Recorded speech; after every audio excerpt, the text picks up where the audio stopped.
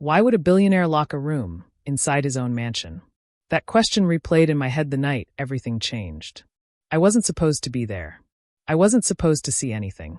But when my billionaire uncle, Sebastian Hale, left for his charity gala in Montana, he forgot one thing. His private study wasn't fully locked. And what I found inside was never meant to be seen by anyone with a beating heart. I still remember the sound, the soft click of the doorknob turning under my hand. Uncle Sebastian never left his study unlocked. Ever. But that night, the universe made a tiny mistake, and I made a massive one. The room smelled like cedarwood and cold air. Papers were stacked too neatly, as if staged for a photo. But right in the center of the desk was a metal briefcase I had never seen before. Heavy, matte black, and humming. You ever get that sinking feeling, like your curiosity is dragging you somewhere your soul isn't ready for? I felt it then, because as I reached for the briefcase, a family photo on the wall caught my eye. Except, we'd never taken that picture. My uncle stood in that photo with a group of strangers.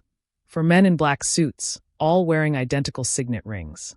Rings I'd never forget, because one of them matched the one I'd seen on Uncle Sebastian's hand. The day his first company mysteriously burned down, I lowered the picture. The briefcase hummed louder, like something alive inside it was waking up. And just as I started typing random codes into the keypad, a floorboard creaked behind me. Evan. The voice sliced through the room like a blade. Cold. Controlled. I turned and froze. It wasn't my uncle. It was Tomas Reed, his head of security, staring at me with the kind of look that made it clear he already regretted what would happen next. "What are you doing in here?" he asked quietly, too quietly. No anger. No panic. Just inevitability. As if this moment was always part of some larger plan I didn't know I was walking into. I swallowed hard. The door was open. Tomas blinked once, slow, deliberate. No, it wasn't. His hand slid toward the small device clipped to his belt. The same device that controlled every lock in the mansion, including the one he was about to activate on me. Before he could press it, a soft voice echoed from the hallway. "Tomas. Stop." We both turned. There she was, Mara Hale, my cousin. Calm. Barefoot. Holding a single candle like some kind of quiet warning. She met Tomas's eyes. "My father said no one goes into the study tonight, except Evan." The room went silent. Even the briefcase stopped humming. And for the first time, I realized this wasn't an accident. I was meant to be here. That was the first thing Mara whispered as she stepped fully into the study. And the moment she said it, Tomas froze like someone had cut the power straight out of his spine. Whatever authority he thought he had, she outranked it. But the way she was looking at me, like she was about to hand me a truth that could dismantle our entire family. That was what scared me most. Mara set the candle on the desk, letting its flicker dance over the black briefcase. "You were supposed to find this," she said. "Not him. Not anyone else. You." I frowned. "Why me?" Mara didn't look at me. She looked at the briefcase like it was alive. "Because you're the only one who won't use what's inside." Tomas stepped closer, jaw tight. "Mara, your father's orders were clear. No one touches that case until he returns." She didn't flinch. "Tomas, if you take one more step, I'll tell him what you did in Vancouver." His entire body locked. I didn't even want to know what that meant. I looked between them, confused and exhausted. "Someone explain what's happening now." Mara finally turned to me, and for the first time, I saw fear in her bright green eyes. "Evan, my father isn't rich because of business. He's rich because of what's inside that case." The briefcase suddenly emitted a soft metallic chirp. A single line of red light scanned across its surface, like it sensed we were talking about it. Tomas whispered, "It's waking up." My pulse pounded. "What do you mean waking up?" Mara reached out and placed her hand on the biometric pad. "This will change everything you think you know about our family." The briefcase clicked. Unlocked. All at once, the room felt smaller.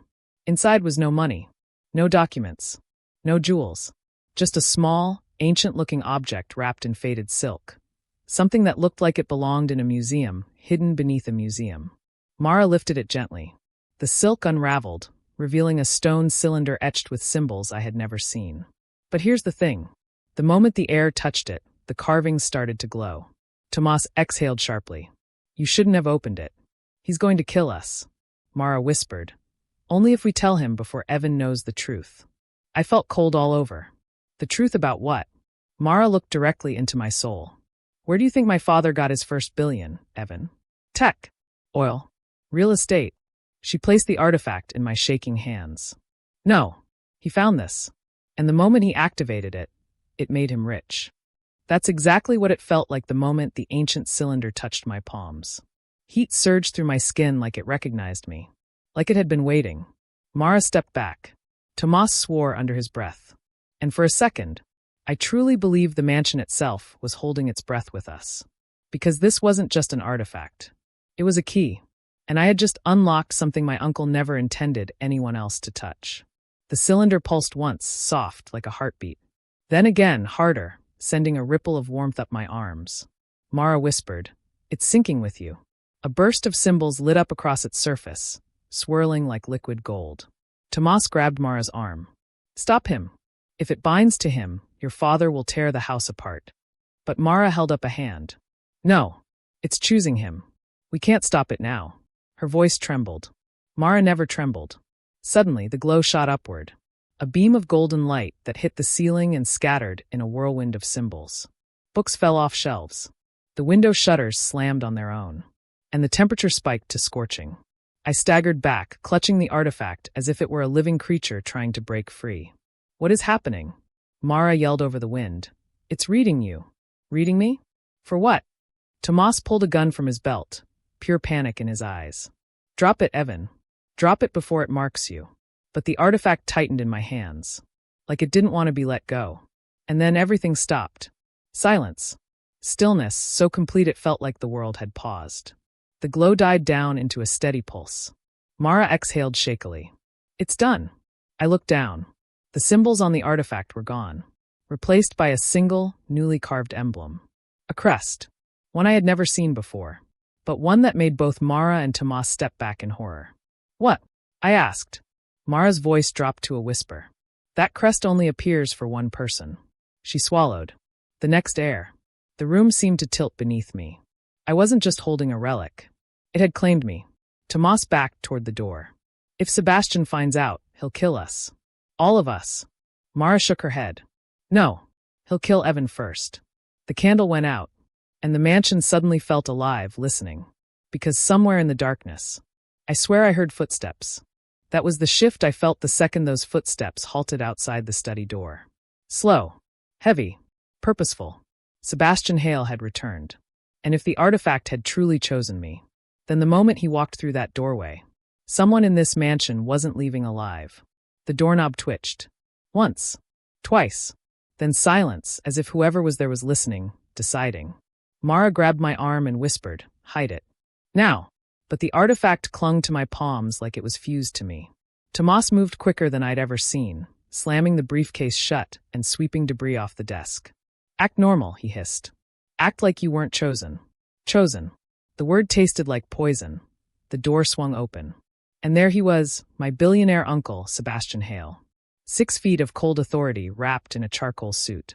But his eyes were darker than usual. Searching. Hunting. "I felt the activation," Sebastian murmured. "No greeting. No hello. Just that." His gaze swept the room slowly, like a wolf sniffing the air for blood.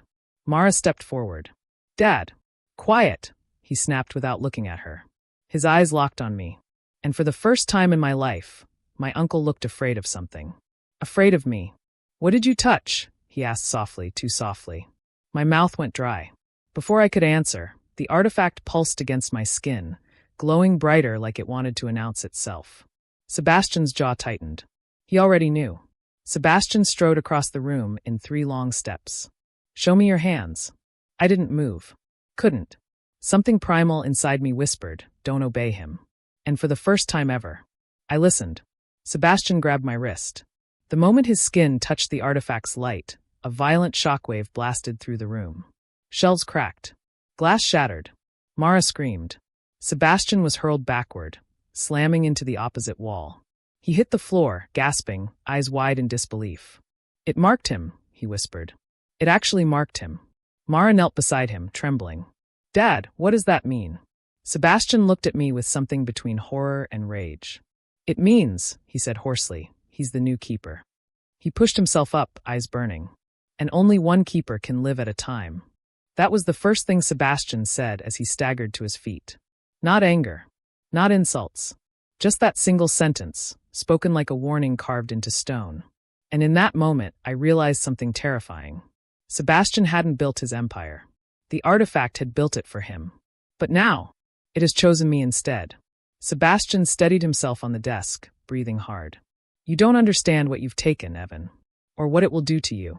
His voice shook, not with fear of me, but fear of the artifact. I swallowed. Then explain it. Sebastian's eyes locked onto the artifact pulsing in my hands. The hail fortune didn't come from business. It came from bonding. Bonding? I echoed. Sebastian nodded, jaw tense. The artifact connects to one person in every generation. It amplifies whatever they desire most. Whatever they focus on becomes reality, wealth, influence, outcomes. My stomach dropped. It wasn't magic. It was something worse. Mara whispered. Dad, you used it to build everything? He didn't deny it. Didn't blink. Didn't look ashamed. He just said, Of course I did. Wouldn't you? Tomas muttered something in Spanish under his breath, something that sounded like a prayer. Sebastian ignored him and pointed at me. But once it chooses a new keeper, the previous one begins to fade. Fade? I asked. He nodded. Mara gasped. You're dying? Sebastian's jaw tightened. Not yet. Not fully. But soon. He looked at me like I'd stabbed him without lifting a finger. You stole my life, Evan. I didn't choose this, I said softly. Sebastian stepped toward me, voice cold. Yes, you did. The artifact responds to hunger. Ambition. Desire. Somewhere inside you, you wanted more. His words cut deeper than they should have. And now, Sebastian continued, you have 3 options. He lifted his hand, counting each one slowly. 1. Return the artifact to me and hope it spares you, which it won't. 2. Destroy it and end our bloodline forever. 3. He stepped even closer. Accept what you are now. The study felt heavier with every word. The walls groaned like the house itself knew the weight of this choice. I looked down at the artifact. The crest burned brighter, more defined, more permanent. Sebastian stepped back, eyes darkening. So tell me, Evan. He spread his hands. Which path will you take? But before I could answer, the artifact flared blinding gold. And a whisper, not human, filled the room. The moment my uncle's SUV rolled back into Millstone Ridge, the entire town felt different, like someone had swapped out the people and replaced them with silent shadows. Every porch light flicked on at once. Every curtain shifted. Even the wind sounded like it was whispering our names that we weren't inside the gates for 30 seconds before I noticed it. Every pair of eyes was tracking us. Sheriff Dalton's cruiser idled at the gas station, pointed right at us. Old Man Cray's diner lights were still on even though he closed 3 hours ago. Teenagers standing outside the arcade stopped mid-laugh the moment we passed. It didn't feel like a homecoming. It felt like a manhunt, with a welcome party. Uncle Cashin lowered the volume on the radio and said nothing, which wasn't like him. The man always had a comment, a theory, a joke. But now? His jaw was locked tight, and his eyes scanned every corner like he was calculating escape routes. I finally asked, why are they staring? He didn't blink when he answered. Because they think they know something. That should have comforted me, but instead, it pulled a chill down my spine that we pulled into Grandma Pearl's driveway, which was usually the safest place in the world. But tonight it felt exposed. Vulnerable. The porch lights flickered as if warning us. Cashin told me to stay in the car, but I followed him anyway. He knocked twice on the door, our family's signal. Grandma opened it fast, yanking us inside so quickly you'd think something outside was hunting us. Her hands trembled as she locked the bolt. They know Cass, she whispered. The council. They know you went down there. Cashin cursed under his breath. They were watching the vault, he said. Grandma nodded like she'd expected this. I stood between them, clueless, trying to steady my breathing. What did you two drag me into? I asked. Grandma looked at me with a sadness I wasn't prepared for. Your uncle's money, it didn't come from luck. And the people who built that fortune with him, they don't forgive disobedience. A sudden knock boomed across the house, heavy, deliberate, like someone wanted us to know they weren't afraid to break the door down. Grandma froze. Cashin stepped in front of me. My heart climbed into my throat. Sheriff Dalton's voice cut through the silence. Evening, Pearl. Open up. We need to speak to Cashin now. Cashin motioned for silence. Grandma shook her head violently. Don't you dare open that door, Cass. The sheriff knocked again, harder. This is official business. Don't make me force an entry. Cashin leaned close to my ear and whispered, They're not here to arrest me. They're here to take me. That single sentence nearly knocked the breath out of me. Take him. Where? Why? He reached into his coat and pulled out the old iron key we'd recovered underground. If anything happens, he said, pressing it into my palm, you run. Don't look back. Before I could ask what the key opened, Sheriff Dalton tried the doorknob. When it didn't budge, he exhaled sharply like he was disappointed. Cashin, last warning. The whole house seemed to breathe with him. Grandma reached for Cashin's arm. Son, please. But Cashin stood tall, shoulders squared. For the first time tonight, he didn't look afraid. He looked ready. And that scared me more than anything outside the door. Then Cashin did something that made my stomach drop. He unlocked the bolt. He pulled the door open. And with the most dangerous calm I'd ever seen on a man's face, he said, Evening, Dalton. Let's get this over with. Dalton's deputies stepped out of the dark behind him. Not one of them looked like they were here on police business. They looked like collectors. And here's the part I'll never forget. Sheriff Dalton stepped forward, looked me dead in the eyes, and said, You shouldn't have gone underground, son. Now things are going to get complicated. Before I could react, Cashin raised a hand. Leave him out of this. He's not part of your world. Dalton smirked. He is now. The deputies grabbed my uncle, dragging him into the night while Grandma screamed. I tried to follow, but Dalton blocked the doorway with one word. Don't. And for the first time, I listened. When their vehicles sped away, the entire street went dark again, as if whatever force had been watching us just signed off. I held the iron key, my palm sweating around it. Grandma collapsed into a chair, sobbing. It's starting again, she whispered. Just like before. I looked at the key. I looked at the empty road. And then I made the most reckless decision of my life. One that would either save my uncle or bury us all. I didn't wait for Grandma Pearl to stop crying before I made my move.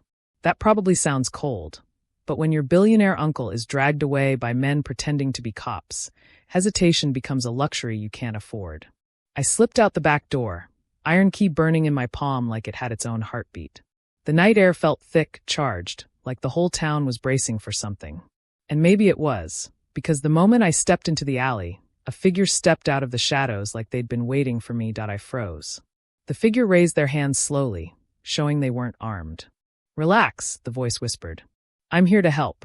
She stepped into the light, about my age, tall, athletic, braids pulled into a tight ponytail, eyes sharp like they saw more than people wanted them to. I recognized her instantly. Naomi Reyes, the town's unofficial. I know things I shouldn't rumor collector. If someone lost a dog, she knew where it ran. If someone cheated on taxes, she knew before the IRS did. And tonight, she knew something about my uncle. You're looking for Cashin, Naomi said like it wasn't even a question. They took him to the old freight yard. I started toward the street, but she grabbed my arm with surprising strength. Not through town. They're watching everyone. She pointed to the key in my hand. And that's why they're hunting him. And now you. I asked the obvious. What does the key open? Naomi glanced around before leaning in. A door that shouldn't exist. We cut through the woods behind Grandma's house, moving fast but quiet. Naomi explained everything in pieces, like she was choosing which truths I could handle. The council Dalton mentioned wasn't political. It wasn't legal. It was older.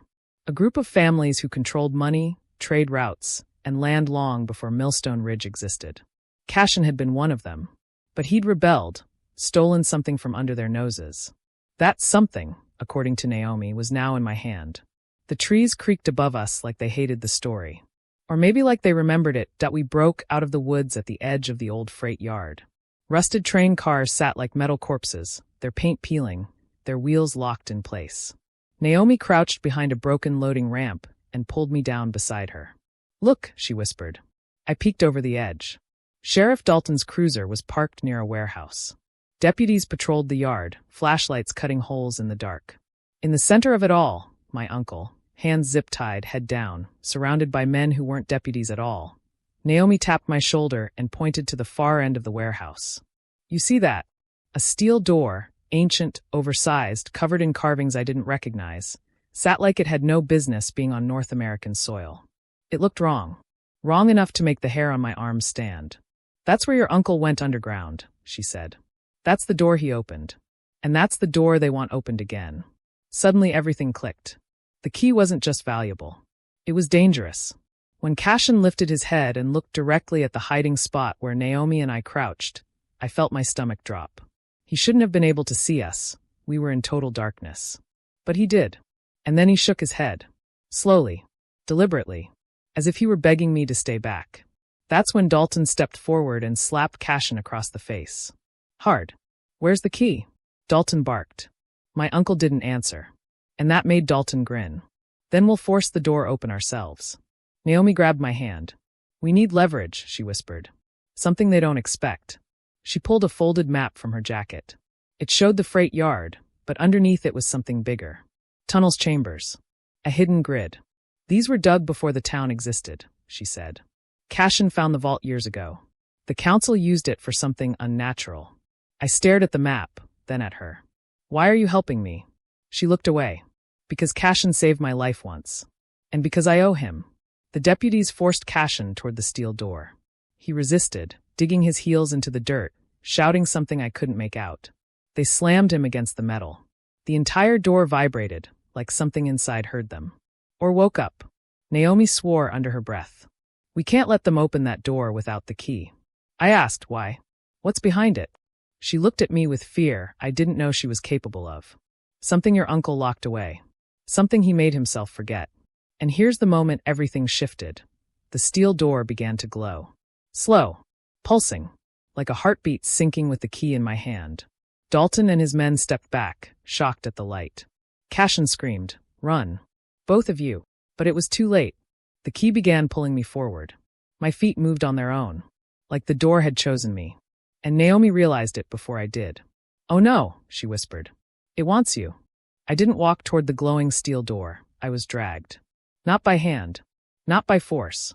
By something deeper, older, pulling straight from inside my chest. Naomi tried to hold me back, but my feet kept sliding across the gravel like gravity had changed direction just for me. Deputies stumbled away, shouting, guns raised, but too afraid to get close. Sheriff Dalton's face twisted into something between triumph and terror. "I knew it," he breathed. "It chose the boy." He sounded almost relieved. Like this nightmare was finally someone else's responsibility. Cashin thrashed against the deputies holding him, screaming at the top of his lungs. "Let him go. He's not ready." "Ready for what, exactly?"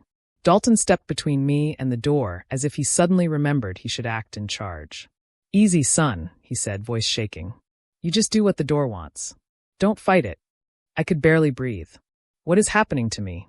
Dalton's eyes flicked to the key glowing in my hand. Bloodline recognition. That's when Cashin bellowed. "You told him nothing?" The glow intensified, hotter, brighter, until it felt like my bones were vibrating. Naomi moved in front of me, trying to block the pull with her own body. Hey! Stay with me, look at me." Evan breathed, but the door answered for me.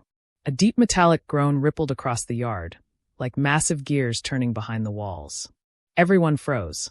Even the breeze stopped. Dalton whispered, "It responds only to the rightful successor." Rightful successor. The phrase punched the breath out of my lungs. I wasn't Cashin's nephew.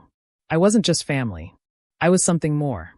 Dalton continued, voice low and reverent. "You're not his nephew, son. You're his heir." The world tilted. Heat rose behind my eyes. Naomi's jaw dropped. "Evan, he never told you?" Cashin roared. "Don't you dare say another word." Dalton didn't stop. "Your parents didn't die in a storm. They died in that vault, behind that door. A failed ritual. Cashin was the only survivor, and he swore to hide you. To raise you outside the council's reach. But bloodlines find their way home." I wanted to scream. Or run. Or break the door open with my bare hands. Instead, I stumbled forward as the key fused hotter to my palm. Cashin's voice cracked as he yelled, "Evan, listen to me. You don't know what's on the other side." Dalton snapped back. "And whose fault is that?" The key burned sharper, and then my arm lifted on its own. The ancient symbols on the door rearranged themselves, glowing in perfect sync with the key's pulse. Naomi grabbed my sleeve. "Don't let it control you." But I wasn't being controlled. I was remembering. Flashes hit me. A dark chamber. My mother's voice. My father's hand pushed me toward the exit. Cashin carried me while flames swallowed the room. Things I never knew I'd seen. Dalton pointed at the door. Open it, Evan. Finish what your parents started. The council will reward you beyond imagination. My throat felt tight. You killed my parents. Dalton didn't deny it. He just said, they made the wrong choice. Cash interrupted. He's lying. Your parents sacrificed themselves to seal it. Seal what? What had my bloodline locked away? Dalton gave the signal. 2 deputies dragged Cashin toward the far tracks. Get him out of here. If the heir opens the door, he's no longer needed. Naomi hissed. They're going to kill him. I lunged forward to stop them. But the door's pull increased tenfold, locking my legs in place. Then the surface of the metal shifted like liquid mercury. A perfect keyhole formed, right in the center. Naomi whispered, Evan, this is your choice. Dalton whispered, this is your destiny. Cashin screamed, this is your curse. My fingers trembled as I lifted the iron key. I didn't touch the door. The door reached for me. Metal ripples extended outward like a hand. Energy burst around me, violent, electric, golden. The wind returned in a vicious cyclone, kicking up dust. Deputies ducked behind crates. Naomi shielded her face. Dalton dropped to one knee. And then, the key slid itself into the lock. A perfect, final click echoed across the yard, and the massive door split straight down the center. Light, white, ancient, blinding flooded out. Not warm. Not divine. Predatory.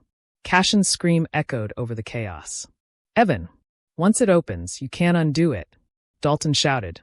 Step inside, boy. Naomi grabbed my arm one last time. Don't go in alone.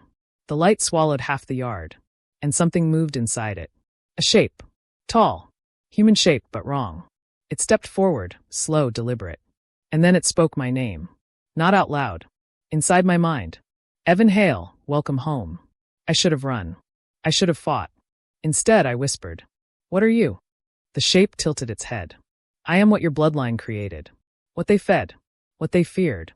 It raised a hand toward me. And now you are mine to judge. The light surged, exploding outward. And everything went white. When the white light swallowed me, I expected death. Pain. Oblivion. Instead, I opened my eyes to a room that defied reality. Walls made of shifting gold and obsidian, floors like liquid glass, ceilings carved with constellations I didn't recognize. And at the center, the shape that had called my name, now towering, humanoid but impossibly vast, gazing down at me like it knew everything. My parents, Cash, and the council, even the deepest fears I had never spoken aloud. It spoke again, not in sound but in thought. You are the heir, the keeper, the one who decides if the bloodline rises or dies. I trembled, clutching the key. My parents' faces flashed in my mind. The sacrifice, the fire, the warning. Naomi's voice echoed faintly from the real world, distant but clear. Don't lose yourself in it, Evan. I realized then, this wasn't just power. This was judgment, responsibility. And the council, the men who dragged Cashin through the night, the ones hunting me, they weren't prepared for it. Not for what had chosen me. I tested the key against the entity. A surge of golden light shot through my arm. Symbols appeared on my skin, lines that matched the patterns on the door, connecting my hand to the being binding us. And suddenly, I understood the truth. I was never just an heir. I was the final judge. The council hadn't taken my uncle's wealth or secrets for profit. They had hoarded power to control generations. And now, they were nothing. The vault door slammed shut behind me, but I felt every inch of the town outside. I saw the deputies, Dalton, every council member watching, panicked and unprepared. My voice echoed without sound. This ends tonight. And the light from the vault surged outward like wildfire. Buildings shook, vehicles rocked, and the council's control, centuries in the making, crumbled in a heartbeat. Dalton tried to speak, but the words stuck in his throat as if the light knew his lies. Cashin, still restrained, raised his head, eyes wide. You can do this, he whispered. I stepped forward, key glowing stronger than ever, and placed my hand on the invisible force connecting me to the entity. I can. And I will. The energy wrapped around the deputies, the council, their power draining, their influence evaporating. One by one they fell, not dead but powerless, stripped of everything they had stolen. Cashin staggered free as the restraints fell away. He looked at me, disbelief and pride warring across his face. You've inherited more than I could imagine, he said. I shook my head. I didn't inherit it to rule. I inherited it to protect. To fix what was broken. Naomi appeared at my side, breathless, her hand resting briefly on mine. "You did it," she whispered. I nodded, but the feeling was surreal. I was standing at the apex of everything my family had built and destroyed, and the weight of it was terrifying. I turned my gaze to the giant entity. It nodded, a silent acknowledgement that it would guide me, not command me. The choice had been mine, and I had chosen justice over greed, protection over ambition.